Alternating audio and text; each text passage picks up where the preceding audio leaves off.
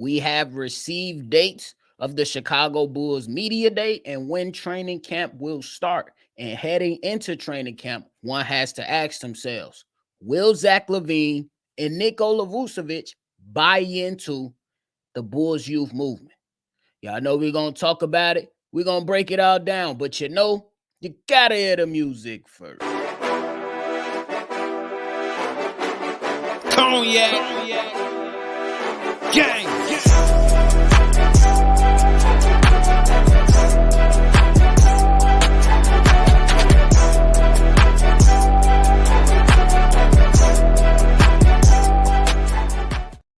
Shy Boys Podcast with the Cognac Boys. I'm Cognac Boy Bobby, and I'm holding it down on today's daily episode. If you're tuned in with me today, make sure you hit the like button, subscribe to the channel, and hit that notification bell as well. Appreciate y'all for the continued support. We are on our way and hitting that next milestone at 7K, so subscribe. We appreciate you.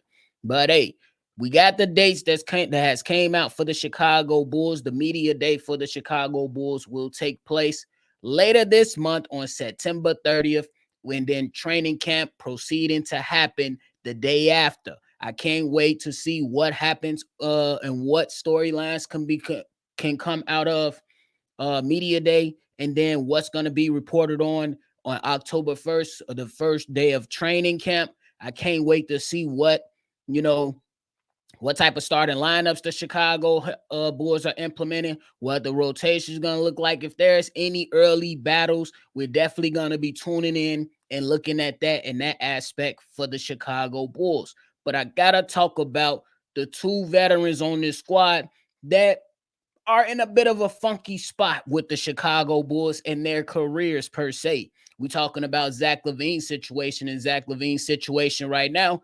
We understand that the trade value of this player, who's a two-time All-Star and a pretty good player, the trade market is not saying that he's a really good player at this moment in time. We know that Zach Lavine went out there and requested a trade. We know that Zach Lavine is a bit unhappy with the head coach. But to say all that, he dealt with some injuries. A lot of people are not believers of the contract, hence why he's still here with the Chicago Bulls. Now we're talking about Nikola Vucevic. Nikola Vucevic is another case for the Chicago Bulls that can make this thing a little bit more interesting, depending on how it's going to play out and how it can potentially go. But Nikola Vucevic is one of those guys who, you know what I'm saying, is if we keeping it a buck, I know we can harshly criticize Nikola Vucevic a lot, but if I'm keeping it real, look, he's a guy that's going to give you double-doubles just about every night. You take it for what it is. And it's not all bad, but it's not all great. He's just going to be a constant double-double guy, which a lot of people are like, hey, Nikola Vucevic, they could come out and say, hey, Nikola Vucevic is now on his 5th consecutive game with a double-double. And I'm like, all right, cool. But what I've seen from this situation right now is that he ain't got much of a trade market either. There are not a lot of people high on Nikola Vucevic either. There are not a lot of people that really feel like, you know what I'm saying, he can be a game changer for their said team. So he finds himself in a difficult situation as well. Now, now when you talk about both players, got the veteran stuff right there. You got Mark Eversley coming out pretty much saying it's not about Zach anymore. It's not about Vooch anymore. They're bringing in other young players. Kenny Lofton Jr. just came a few weeks ago. THT just got on a few days ago. And they pretty much put it out there for these two veterans, like, it's not going to be about you guys anymore. We got Montes Buzelis in here, Dalen Terry, Julian Phillips. The list goes on. So will the buy-in be there? And what is the goal for Zach Lavine and Nikola Vucevic? That's going to be up to them. What are your goals? And I believe that's something that they got to sit down with the front office and really come to terms with, so they can properly structure, or, you know what I'm saying, or strategize a plan that can work for both sides. I say at the end of the day, neither one of these players cannot walk back into the locker room and not have some type of buy-in if they want to be gone. The market has shown that it ain't much of a demand for these two players. So I believe that their choices are limited, their options are limited. So the mindset has to be different, whether they stay in here for the long term or the short term. They don't have a choice. Now, Zach Lavine can come out there and think he can put on a fat suit and, you know what I'm saying, lollygag around like he was James Harden. He's not on the same level as James Harden at that point in time. So Zach Lavine is not going to be able to pull that off. And for Nikola Vucevic, I understand that it could be potentially some type of trade market out there for him. But at the end of the day, if you want to leave, the call or the deal that's coming in has to make sense for the front office as well, not just for you. And they already shown that they do a lot of confusing stuff. On one hand, last year they say you can't give us enough picks for Alex Caruso. And then they trade him for a player, and then you ain't got to give up no picks for Alex Caruso. So that's the thing. That's the things that the front office do. But I think when they look at Nikola Vucevic and the big man depth that they have right in front of them, they might be overvaluing Nikola Vucevic at this particular moment. So they might be, you know what I'm saying, turning down what's already been presented to them. Who knows? But hey, the buy-in got to be there. The buy-in got to be there. But there will be situations to where it can change. What if they losing games? What if Billy Donovan approaches Nikola Vucevic and say, hey, I want the center spot to be a competition? How does Nikola Vucevic react to that one? I mean, because if we looking at Nikola Vucevic these past few seasons, Nikola Vucevic, he been cooling.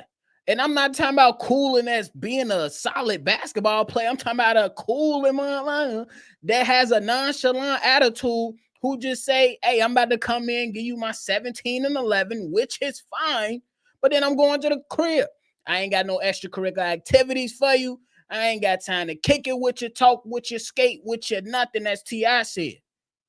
That's how Nikola Vucevic was moving. Always yelling at the referees. You know what I'm saying? Doing other things. You think he's going to be receptive to that and put team first? If Billy Donovan says that the center position is an open competition, I don't know. I seen Nikola Vucevic this past, not this offseason that we in, the previous one say this the last dance. And he played like he was ready to bow out after the season. He checked out. So what is the goal? And what's going to be Zach Lavine reaction if the market doesn't change? I say the only thing that's going to help Zach Lavine is if Zach Lavine first help himself. And that's by being a good damn teammate. You already had the team source say what they said. You're not a winning player. And people, to be honest with you, people have felt like that for some time now. People say you wasn't even top 5 at your position. I believe you were. There were other people that were saying that were indifferent. So what's going to be the reaction for Zach Lavine if it doesn't go his way? Because if you ask me if the market is going to change, it's going to have to result in, number one, Zach Lavine showing that he's healthy. Number two, showing that he can still be a productive player. Number three, being a solid teammate. And we got to see if you know what I'm saying? How is he affecting the Chicago Bulls? A lot of people call him empty calories. You can put up the numbers, but it don't result to anything. That's the same thing the damn team source said. He done it his way. Now let's do it our way so he can finally win. Pretty much. Like what? But I say both of these guys got to come in and just focus on the team. I think the best way to approach it, if you're talking directly to Nikola Vucevic and Zach Lavine, is, bro, buy in. Whether that's for 25 games until you get up out of here, 42 games until you get up out of here, or the end of the season before you get up out of here. You just got to be prepared, bro, and control what you can control. What you can control is how your performance is going to be. They already saying we're going to win 30 games. So if you start off the season, you know what I'm saying, with a couple surprises, Zach Lavine, a couple of moments, Nikola Vucevic, maybe your value go up. It's sports. It's NBA. Guys get hurt all the time.